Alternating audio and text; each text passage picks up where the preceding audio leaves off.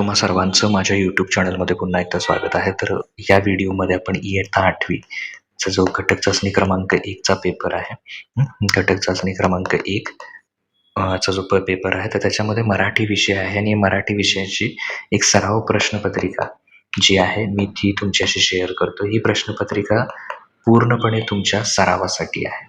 याचा जर तुम्ही अभ्यास केला तर येणाऱ्या परीक्षेमध्ये तुम्हाला त्याचा नक्की उपयोग होईल. हे प्रश्न आणि यासारखे इतर जे प्रश्न आहेत तर त्याची तयारी चांगली करा. तर त्यातला पहिला विभाग आहे गद्य विभाग. तर प्रश्न 1 आहे, खालील परिच्छेद वाचून त्याखालील प्रश्नांची उत्तरे लिहा. तर परिच्छेद काय आहे, तर परिच्छेद पहिला शांतपणे वाचून घ्या. एकदा पंडित जवाहरलाल नेहरू निवडणुकीच्या दौऱ्यावर होते. लोकांनी त्यांची गाडी अडवली आणि भारत माता की जय असा गगनभेदी घोष त्यांनी दिला. पंडित नेहरू खाली उतरले आणि भारत माता की जय म्हणजे काय ते विचारू लागले. चर्चा करत करत भारत माता म्हणजे भारतातील सर्व लोक ही गोष्ट त्यांनी लोकांना समजावली. देशावर प्रेम करायचे म्हणजे जात, धर्म, वंश, भाषा हे वरवरचे भेद विसरून सर्वांवर प्रेम करायचे. एका मुलाने मला अडवून प्रश्न केला, पण प्रेम करायचे म्हणजे काय? मी म्हणालो, प्रेम करायचे म्हणजे दुसऱ्याचे दुःख पाहून ओल्या डोळ्यांनी त्याच्या मदतीसाठी धावून जायचे आणि दुसऱ्याला आनंद झाला की आपणही आनंदित व्हायचे. प्रेम करायचे तर अश्रू आणि हास्य यांची भाषा आपल्याला आलीच पाहिजे. हास्य आणि अश्रूंची यांची भाषा ही जागतिक भाषा आहे. महात्मा गांधीजी काय म्हणाले होते माहिती आहे? ते म्हणाले होते, प्रेम निष्क्रिय असूच शकत नाही, प्रेम म्हणजे सक्रिय असले पाहिजे, तसे सुबुद्धही हवे. त्याच्यानंतर आता त्याची प्रश्नोत्तरं जी आहेत ती बघूया. आता पहिला मी प्रश्न सांगतोय, त्यानंतर त्याच्या खाली मी तुम्हाला उत्तरं सुद्धा देणार आहे. पंडित जवाहरलाल नेहरू यांची गाडी अडवून लोकांनी कोणता गगनभेदी घोष केला ते सांगायचं.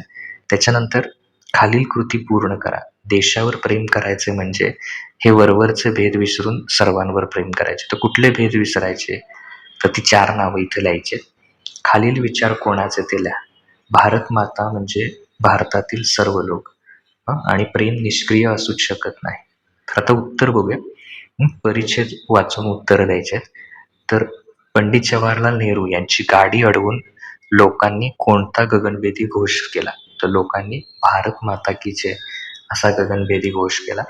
त्याच्यानंतर पुढे आहे, खालील कृती पूर्ण करा. देशावर प्रेम करायचे म्हणजे वरवरचे भेद. तर कुठले भेद विसरायचे? जात, धर्म, वंश, भाषा. खालील विचार कोणाचे ते लिहा. भारत माता म्हणजे भारतातले सर्व लोक. तर हे विचार कोणाचे आहेत? पंडित जवाहरलाल नेहरू यांचे.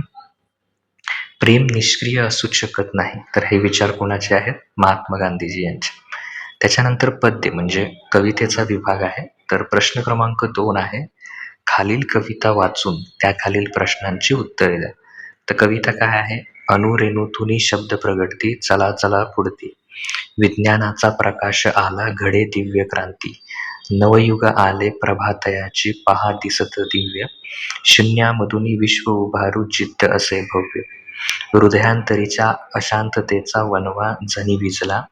उत्कर्षाचा आणि प्रगतीचा मार्ग नवा दिसला. नवी चेतना अंतरी स्फुरली, दुबळेपण गेले. नैराश्याच्या होळीमधून तेज नवे आले.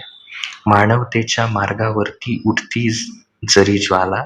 अमृतत्वाची फुले वेचली, गुंफून या माला. नको खिन्नता, नको दिन्नता, नवसूर्य पहा उगवतो. उत्कर्ष पहा झळकतो, संघर्ष पहा बहरतो. नसानसातून जोश उसळतो, नवा आशा चित्ती. अणुरेणूतून शब्द प्रकटती, चला चला पुढती. तर आता पहिल्यांदा इथं विचारलंय, अणुरेणूतून कोणते शब्द प्रगटतील? कवितेच्या आधारे उत्तर द्यायचे. कशाचा ते लिहा. वणवा कशाचा? मार्ग कशाचा? तर त्याची उत्तर मी खाली सांगणार आहे. हे केव्हा घडेल ते लिहा. दिव्य क्रांती केव्हा घडेल? शून्यामधून विश्व उभारेल. कधी उभारेल? त्याच्यानंतर पुढचा विभाग म्हणजे आता पद्य विभाग जो आत्ता बघितला त्याची उत्तरं बघूया. त्यातला पहिला प्रश्न काय होता? अणुरेणूतून कोणते शब्द प्रगटती? तर अणुरेणूंमधून चला चला पुढती हे शब्द प्रकटतात. कशाचा ते लिहा. वणवा कशाचा? हृदयांतरीच्या अशांततेचा. मार्ग कशाचा? उत्कर्षाचा आणि प्रगतीचा. हे केव्हा घडेल ते लिहा. दिव्य क्रांती. तर दिव्य क्रांती कधी घडेल? विज्ञानाचा प्रकाश आल्यावर दिव्य क्रांती घडेल. शून्यामधून विश्व उभारेल. केव्हा घडेल? जिद्द भव्य असल्यास शून्यामधून, जिद्द जर मोठी असेल तर शून्यामधून विश्व उभारेल. ओके. त्याच्यानंतर प्रश्न 3 आहे. सूचनेनुसार खालील प्रश्न सोडवा. सुराने त्याचं सामान्य रूप आणि विभक्ती लिहायचं. तसंच भावाला समानार्थी शब्द लिहायचं. उजेड आणि रस्ता. पण प्रत्यय असलेले कोणतेही 2 शब्द लिहा. उदाहरणार्थ दुबळेपण. त्याच्यानंतर आता उत्तर बघूया. सुराने तर सामान्य रूप काय? सुरा. विभक्ती कुठली? तृतीया. भावाला, भावा द्वितीया किंवा चतुर्थी. त्याच्यानंतर समानार्थी शब्द लिहायचे. समानार्थी शब्द कुठले? तर उजेड, प्रकाश, रस्ता, मार्ग किंवा वाट. पण प्रत्यय असलेले बाळपण, चांगलेपण किंवा मोठेपण असं लिहू शकता. त्याच्यानंतर निबंध लिहायचा आहे. खालीलपैकी कोणत्याही एका विषयावर 10 ओळी निबंध लिहायचा आहे. जसं की भारत देश महान, तर याच्यावर निबंध इथं दिलेला आहे. भारत हा माझा देश आहे आणि मला माझ्या देशाचा अभिमान आहे. भारत हा विविधतेने नटलेला देश आहे, जिथे विविध धर्म, भाषा, संस्कृतीचे लोक गुण्यागोविंदाने राहतात.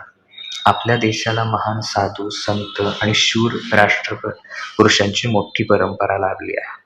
छत्रपती शिवाजी महाराज, महात्मा गांधी आणि पंडित नेहरू यांसारख्या महान नेत्यांनी या भूमीला समृद्ध केले आहे. भारतातील हिमालय पर्वत आणि पवित्र नद्या देशाचे सौंदर्य वाढवतात. आपल्या देशात वसुधैव कुटुंबकम म्हणजेच संपूर्ण जग हे एक कुटुंब आहे, या मूल्याला महत्त्व दिलं जातं. आज भारत विज्ञान, तंत्रज्ञान, अंतराळ या क्षेत्रात जगात मोठी प्रगती करत आहे. विविधतेत एकता हाच आपल्या देशाचं सर्वात मोठं वैशिष्ट्य आहे. देशाचे जबाबदार नागरिक म्हणून भारताच्या विकासात योगदान देणं हे आपलं कर्तव्य आहे. म्हणूनच म्हणावेसे वाटते, माझा भारत देश महान. तर विज्ञानाचे फायदे तोटे, तर याच्यावर 10 ओळी कुठल्या कुठल्या येतील? विज्ञान हे मानवी जीवनाला मिळालेले वरदान आहे, ज्याने आपले संपूर्ण आयुष्य अतिशय सोपे केले आहे. विज्ञानामुळे वाहतुकीची जलद साधने उपलब्ध झाली असून दूरचा प्रवास अगदी कमी वेळेत पूर्ण होतो. मोबाईल, इंटरनेट आणि संगणक यामुळे संदेशवहन सोपे झाले असून जगाच्या कोणत्याही कोपऱ्यात संवाद साधणं शक्य झालं आहे. वैद्यकीय क्षेत्रातील प्रगतीमुळे अनेक आजारांवर उपचार शक्य झाले असून मानवाचे आयुष्यमान वाढले आहे.